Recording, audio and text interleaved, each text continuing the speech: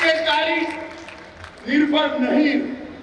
जो 3 न्याय संहिताओं के कानून मोदी जी के नेतृत्व में भारत की संसद ने पारित किए हैं, वो तीनों कानून को सीधे साधे नागरिक, वकील और न्यायमूर्ति और पुलिस अफसर सभी लोग समझ पाए ऐसी भाषा में इनकी प्रदर्शनी का भी अभी थोड़ी देर के बाद यहीं से उद्घाटन होगा और हमारे उप मुख्यमंत्री राजा साहब वहां जाकर इसका उद्घाटन करेंगे। मित्रों, ये जो प्रदर्शनी है, इसके पहले मैं आपको 3 कानूनों के बारे में बताना चाहता हूं। हमने आजादी के इतने सालों तक अंग्रेज की पार्लियामेंट में पारित हुए अंग्रेजों के द्वारा अंग्रेजी शासन को लंबा चलाने के लिए बनाए हुए कानूनों से इस देश की आंतरिक सुरक्षा की चिंता की।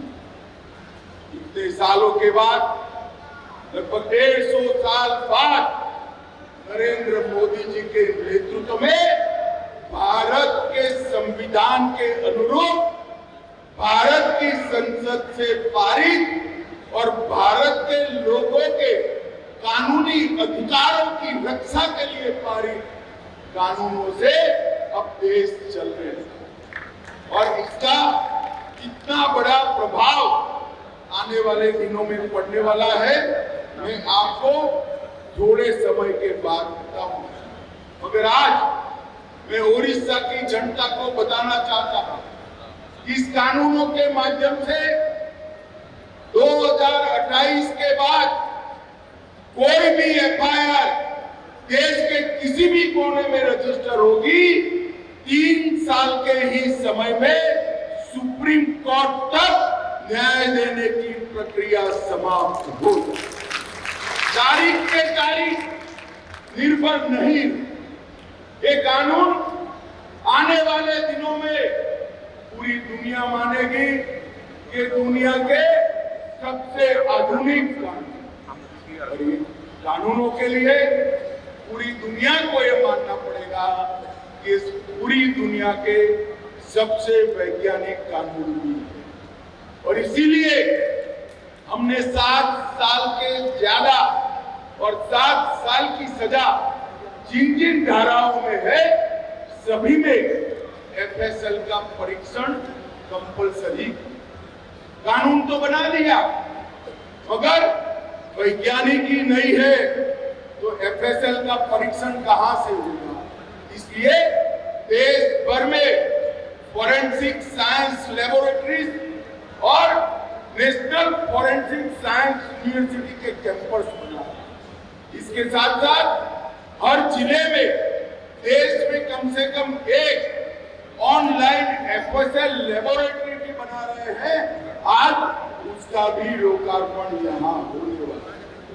देश भर के अधिकारियों का, पुलिस अधिकारियों का ट्रेनिंग हुआ है, कर्मचारियों का ट्रेनिंग हुआ है, न्याय करने वाले न्यायाधीशों का भी ट्रेनिंग हुआ है, वकीलों का भी ट्रेनिंग हुआ है और प्रोसिक्यूशन के लोगों का भी पूर्ण रूप से ट्रेनिंग करने का काम समाप्त कर दिया।